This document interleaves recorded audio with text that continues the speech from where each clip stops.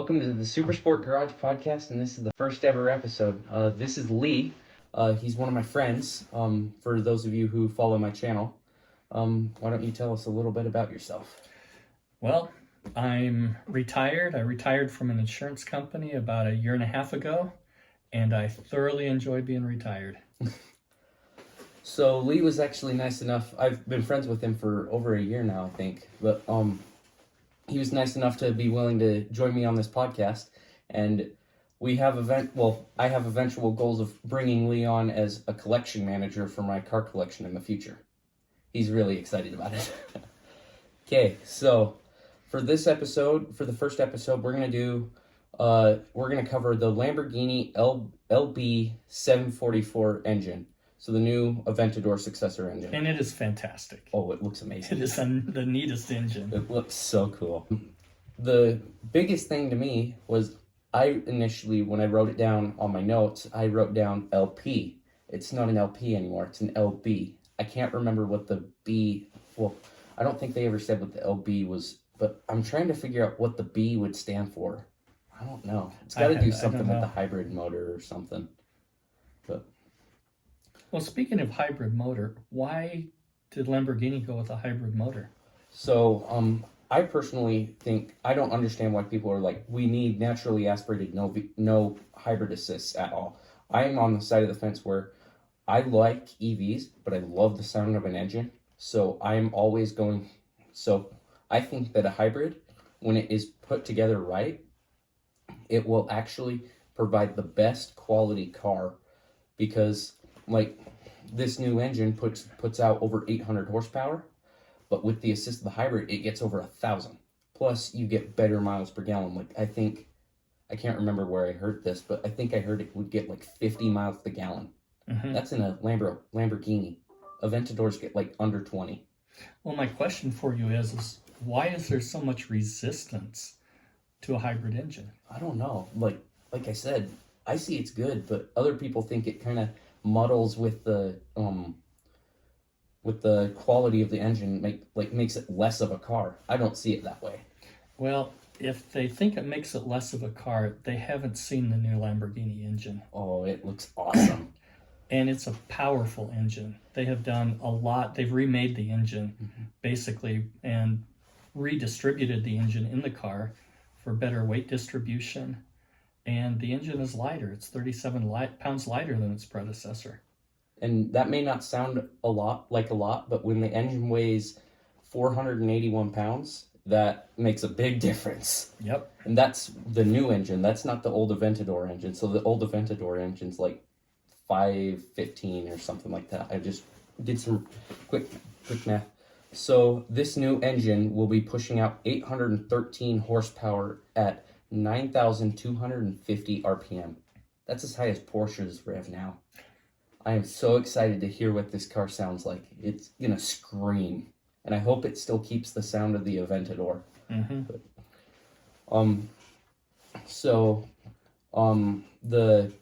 It also pushes out 534.7 pound-feet of torque at 6,750 RPM. Like, the RPMs may not sound that important, but when you're looking for maximum power and maximum torque, you want to know right where that is, so that you can push out the most amount of power and get the best out of your car. So tell us a little bit more about the engine. I mean, the V12 is there, but it also has 3 other motors. Mm-hmm. What do those add to it? So the first motor is in the rear. I think it's like put almost directly underneath the engine, but it is used to put on top of the engine. Okay. But it is used, I actually have it right here. So it starts the engine, it will recharge the battery, and it will deliver more torque when you put it into, my guess is like an E mode. So like when you want over 1,000 horsepower, you put that in and it will push that car to its limits. So the other 2 electric motors, what do they power? So the other 2 are for front wheel drive. So the engine just controls the rear wheels as far as I'm aware. But the fronts, it will provide torque vectoring. And for those of you who don't know, it increases cornering capabilities and it makes the car more stable. And also when it's going in reverse, when you're backing up, it's just using those two motors. It's not using the V12. Which makes it a lot quicker to be able to move around. It also creates electric boost, which just means that it'll move faster, and it also has regenerative braking, which means as you hit the brakes, the the lithium-ion battery will actually charge itself back up. And that way you don't have to go to the charging as much. Yeah, the neat thing about the lithium-ion battery in the new engine and the new car is that it's central to the car. It's in the tunnel where the drivetrain would be. And where they initially had put the transmission of the Aventador. Yeah, and so it's equalized the weight distribution with the battery in there, because we know the batteries are heavy. And by putting it right in the middle, it puts your center of gravity right in the middle of the car. Yeah. So you were talking to me earlier about like how quickly it charges. Like what was the numbers again? It takes about 30 minutes to just charge the battery if you plug it in, unless you decide to charge it off of the V12 engine, and then it takes 6 minutes to charge. That's actually really impressive that it's that big of a difference. Yeah. 6 minutes of getting to hear the engine screaming versus 30 minutes and then you hear nothing. Yeah, 30 minutes parked charging versus 12 minutes or 6 minutes and you're done. Yeah. So, but we also have to keep in mind that the batteries are always charging. That's what a hybrid car does. It keeps the battery charged so that when you need the electric motors, they're there. And so it's not like a regular electric car where you're going to have to stop and plug it in every so many miles. You've always got that power there. Yeah, you've always got that electricity. Even though Teslas have regenerative, I can't speak, but even though they have regenerative braking, they still can't go as far as a gas motor can, because you can just fill up the engine and it'll recharge the motors. Although, actually, now that I think about it, do you think since it needs the battery, needs the rear motor to start the engine, do you think if you run completely out of battery power, it'll just die and you can't start the car at all? That's a possibility, and that might be why it says that, hey, it takes 30 minutes to charge the battery, because if you pull it into your house, into your garage, and the battery's dead, yeah, you may have trouble starting your car, so you probably should make sure that it's charged. Yeah, but my question is also, if you're going to own one of these cars, how frequently are you going to run it out of electric power? Most of the time, people will be running it in the gas motor, running the motor. So, just the electric motors push out 173 horsepower. That's just the 3 motors. That's actually a lot of power from 3 little motors. So, also, they took we touched on this earlier, so where the Aventador transmission was right down the middle in between the passenger and the driver, they now have that EV battery. So the question is, where'd they move the transmission? So they actually took the engine and flipped it 180 degrees, so it's facing the opposite direction from the Aventador.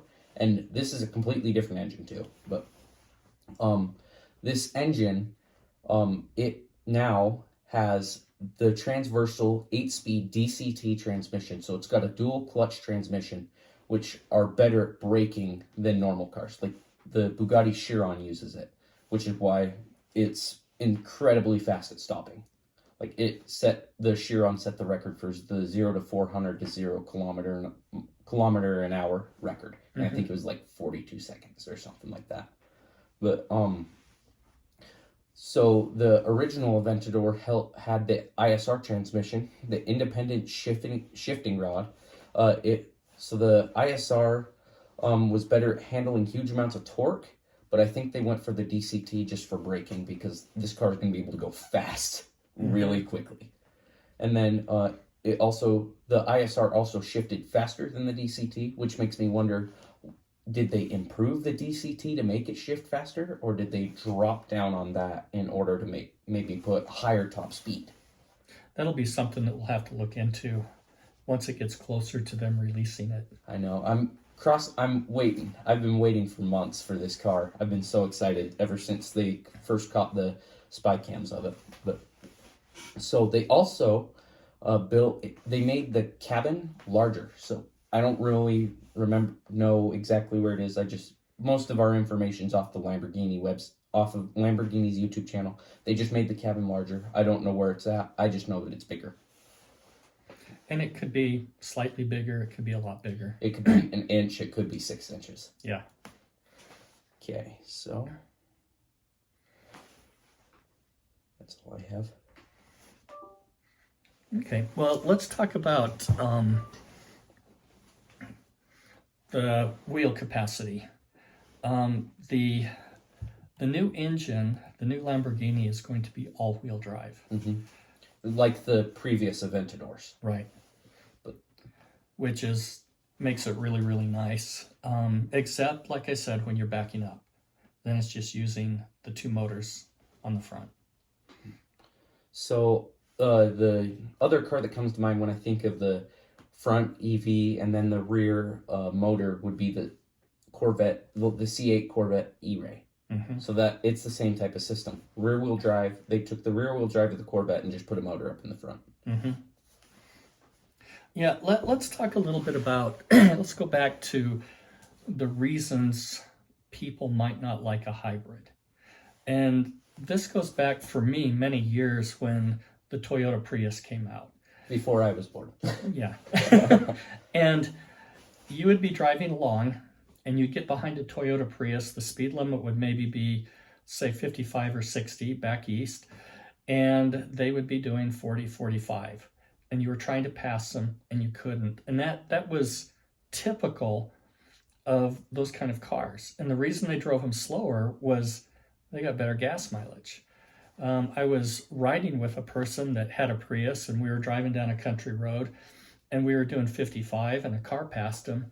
And the person driving goes, "Oh, it's great. Now I can slow down." And so we slowed down to 45 miles an hour.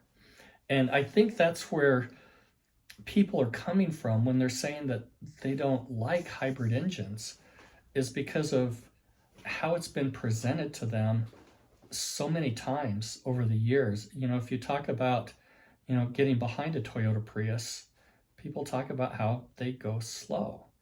Well, if it's an older Toyota Prius, then yeah, they do. The new hybrid engines, they're made to go faster. And yet we're not really seeing that because we have a prejudice against the older cars. I think it's mainly stereotypes, Yes. about the certain cars. Mm-hmm. And I will hint that eventually I do want to buy a Prius, and it will not stay stock, and it will not be a hybrid. I will say that much, but it's going to be fun. But, so I was also wondering about, lower end class people like us don't like hybrids. Well, Mm-hmm. we'll buy hybrids, but why don't the higher end, the people that buy EVs like Teslas or Rivians or the new Hummer EV, why don't they like that, but they also get like in this example, the Aventador essentially? Why don't they like the two of them put together? I would say it's because Rivian and companies like that are strictly electric car companies.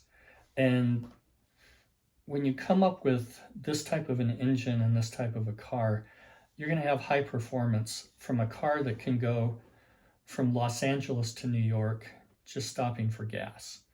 Whereas the electric cars have to get charged every 300 or 400 miles. I think it's like a hour-long commitment or something just for a few hundred miles worth of range. Yeah. It's not as slow as I thought it used to be. I used to think that it would take hours to charge an EV, but you can use, if you get on a good charger, I think you can do it in you can get like 300 miles in an hour. But the EVs aren't made to drive cross country. No. They're really made just for your commute around town, getting to work, getting back from work, going to the store, coming home, within a 300 or 400 mile radius, and then charging it up. Like what I do currently, an EV would work just fine. Like a couple months ago, I was driving every day to school, and I drive 150 miles a week. Like that would work just fine for me. I could charge a Tesla every 2 weeks, and then I'd just be fine, and I wouldn't have to pay anything in gas. That'd save me about $200 each every 2 weeks. Mm-hmm. But I think that once EVs hit the 1,000-mile range is when people will start buying, because then you can actually take it. Like, I have a relative that's up in Montana. It's over 600 miles away from us, and so we can't take an EV. You would have to stop and charge, and we don't want to sit for an hour. And besides, there's not that many charging stations. You don't see them very frequently. Yeah, the infrastructure really isn't there for EVs going cross country. You have Tesla chargers, and hopefully Tesla will make it so that their chargers can charge other cars, but it's difficult to find a charging station. Yeah, and it is a quick Google search, but they're like kind of hidden. Like, from what I've seen, most chargers are like 4 or 5 chargers in one area, and they're just up next to a gas station or something. Like, one of our gas stations near us has EV charging stations, but they're just closed. Like, I don't know what the issue is. It might be that the company that owns the chargers isn't paying something, or if they just decided they weren't making enough money. I don't know. It's probably revenue. Yeah. They're just not making enough money for it, so they just shut them down. It's because the area where we live, nobody's coming here like, oh, I want to go spend my vacation days there, and I'm not going to drive my Tesla there. Like, we're not, like, the closest city is Salt Lake City, and like, nobody's going to come up here from Salt Lake City. Most of the time, we go down to Salt Lake City to play. Yeah. But like, I think in like San Diego, San Francisco, or areas like that, once you're in the 400-ish mile range, then you've actually got something going for you, where people are actually trying to get from, like, say, San Diego to Miami. Then you've got something. But up here, where there's like less than 10,000 people, I think, in our valley, there's not really any use for it. Like, you see Teslas, but most of the time it's just people commuting to work.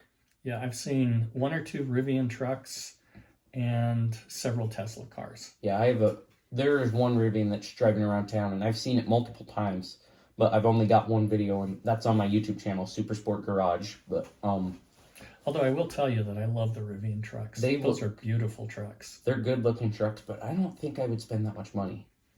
But that's the problem, because you're paying for batteries. I honestly would much rather take that money and go put it into the new Hummer EV or the new GMC Sierra EV. I love the Sierra EV. I think that looks amazing. But those are the 2 EVs that I would actually buy. Like, Teslas are cool, but even the Roadster I've thought about, and I'm like, I don't know if I want to spend $250,000 on a car that has no engine when I can go buy a 2012 Aventador LP700 for $250,000. Granted, I have to deal with transmission issues, but I'd be willing to bet that if I shopped around, I could probably find something newer and still pay about the same price. Yep. So we just got way off track, but why do the elites, like the people that are buying Bugatti Chirons and stuff, why do they not want the miles per gallon, like what I think the EVs are going for, and the performance? I think that's the perfect marriage, when you can get 50 miles per gallon and you can have over 1,000 horsepower. Like, you can gain almost 200 horsepower just from electric motors. Well, I think the problem there is twofold. One is, if you can afford $500,000 for a car, you're not going to really worry about miles per gallon, because you've got enough money to fill it up whenever you want to. And, as far as the other one, what did you say? I can't remember. Like, why don't they value the power, like 200 horsepower? That's a big gain. It is a big gain, but how are you going to use extra horsepower on our roads?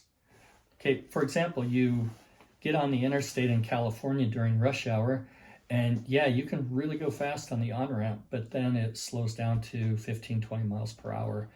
And on top of that, when you're driving anywhere, you've got speed limits. Yeah.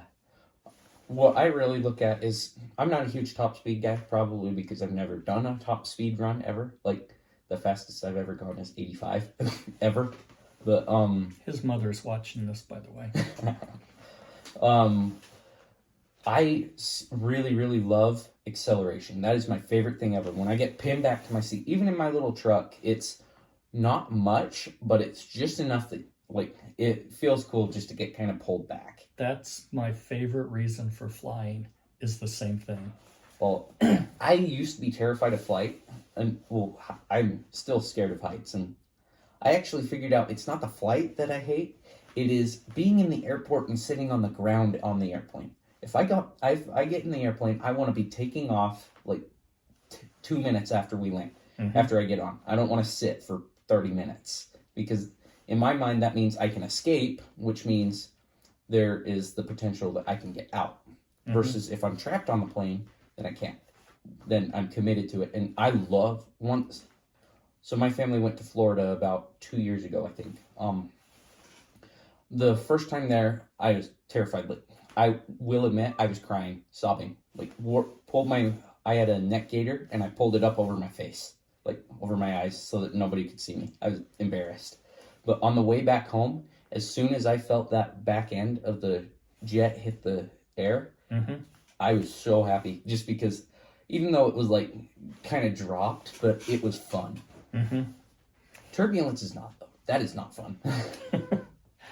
Turbulence, yeah, you get used to it. Yeah.